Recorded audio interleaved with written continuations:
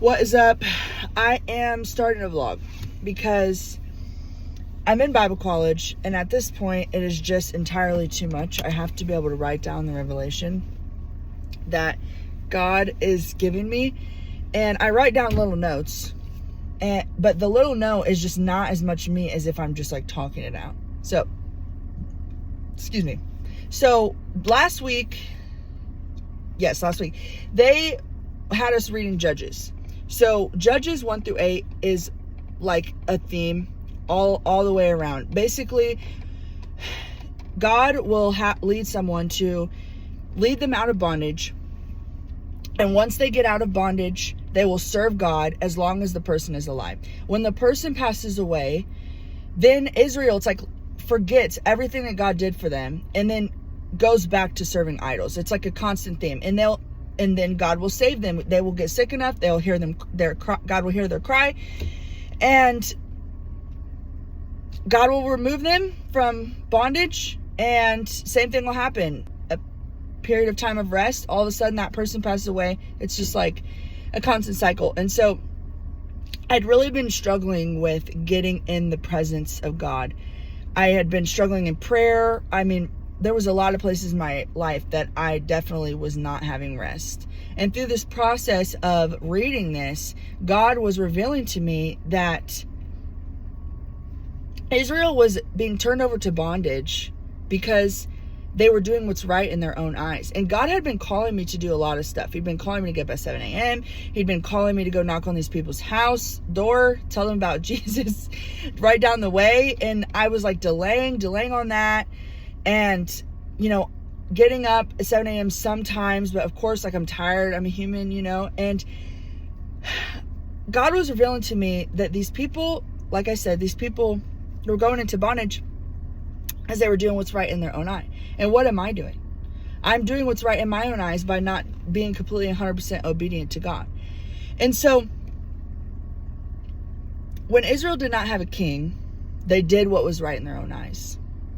So what does that mean for me? God is supposed to be our king.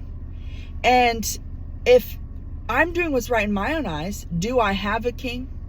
Because you don't just not listen to kings. Like kings, we read the Old Testament. Like, if you're just not listening to kings or disobeying or doing things, like, people die. People die all the time for not listening to kings. So is he really my king? So that's what God was revealing to me, is like, if you put me in my rightful place, and then you will be able to enter into rest.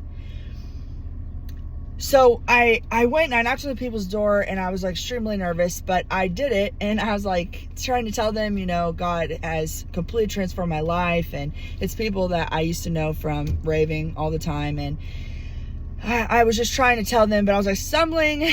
But obedience is what is important. So I did it. And that night at church, I was praying, and it's like my prayers, there was a complete shift in my prayers. Like, I was in the vein of God. I could feel the Spirit, and that had been departed from me for so long. And in prayer before service, I heard the Lord say, "You have obeyed me, and now I can bless you." So I exalted him back up as king, right? And I've been getting up at 7 a.m. every single day because, hello, you do not disobey the king. And my life has went right back to what it was before. Like, I was dealing with so much stuff. I was having problems in my finances, problems in my marriage, problems, we had started school, very stressful, very busy. And all of that was lacking rest because God was not in his rightful place. And so if we're struggling, if things are not going right, sometimes God allows that to happen because, of course, there's things we need to learn. There's seasons we have to go through. But also, we need to ask ourselves, is there some place that I am missing the mark? Is there something wrong? Is God in his rightful place in my life? And so that's what the Lord was revealing to me.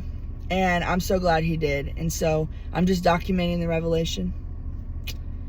And there will be more to come.